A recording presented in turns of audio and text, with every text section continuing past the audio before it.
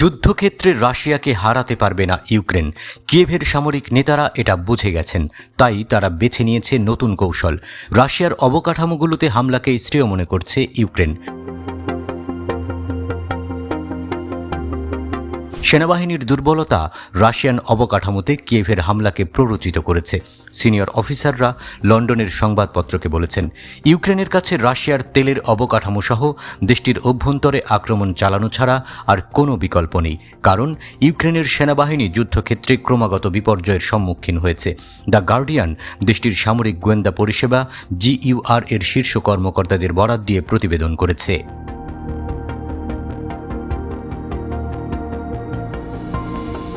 যে কর্মকর্তা ব্রিটিশ সংবাদপত্রের সাথে কথা বলেছেন, তারা কিয়েভের সামরিক পরিস্থিতি সম্পর্কে স্পষ্টবাদী ছিলেন। ব্রিগেডিয়ার জেনারেল দিমিত্রি টিমকভ বলেছেন, তার দেশ লাইফ সাপোর্টে থাকা রোগীর মতো। তিনি বলেছেন, আমাদের বেঁচে থাকার জন্য যথেষ্ট ওষুধ রয়েছে, কিন্তু পশ্চিমারা যদি আমাদের জয়ী করতে চায় তাহলে আমাদের পূর্ণ চিকিৎসা প্রয়োজন। তিনি স্বীকার করেছেন, কিয়েভের পশ্চিমা সমর্থকদের কাছ থেকে আসা সামরিক সাহায্য হ্রাস পেয়েছে।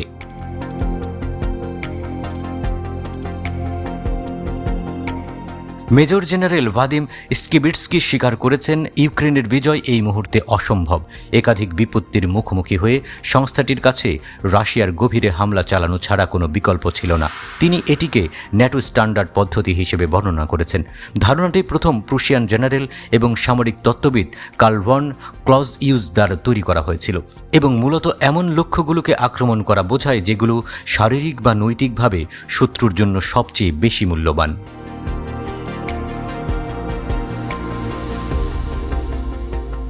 গার্ডিয়ানের সাথে কথা বলার সময় কর্মকর্তা রাশিয়ার তেল অবকাঠামোতে সাম্প্রতিক ইউক্রেনীয় ড্রোন হামলার কৃতিত্ব দাবি করেছেন। পশ্চিমা মিডিয়ার প্রতিবেদন অনুসারে 2014 সালে কিয়েভে সশস্ত্র অভ্যুত্থানের পর থেকে CIA এর সহায়তায় কাজ করছে ইউক্রেনের সামরিক গোয়েন্দা পরিষেবা GUR। 2022 সালে রাশিয়ার সাথে সংঘাত শুরু হওয়ার আগে থেকে উভয়ই ইউক্রেনের শত্রু হিসেবে বিবেচিত লোকদের হত্যার সাথে জড়িত ছিল বলে অভিযোগ রয়েছে।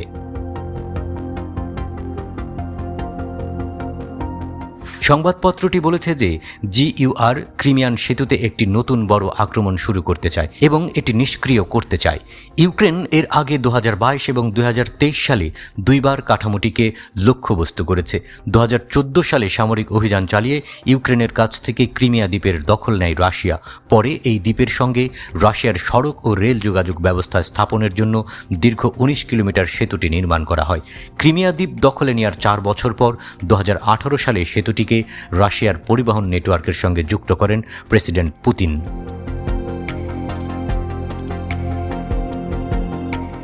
গত কয়েক মাস ধরে রাশিয়ার তেল শোধনাগারে হামলা শুরু করেছে ইউক্রেন।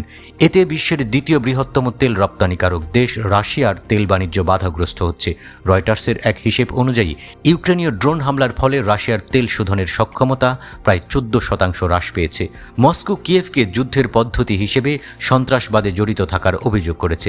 রাশিয়ান কর্মকর্তাদের দাবি, কিয়েভের শাসন কৌশল গ্রহণ করেছে, কারণ তারা যুদ্ধক্ষেত্রে বিজয় অর্জন করতে অক্ষম।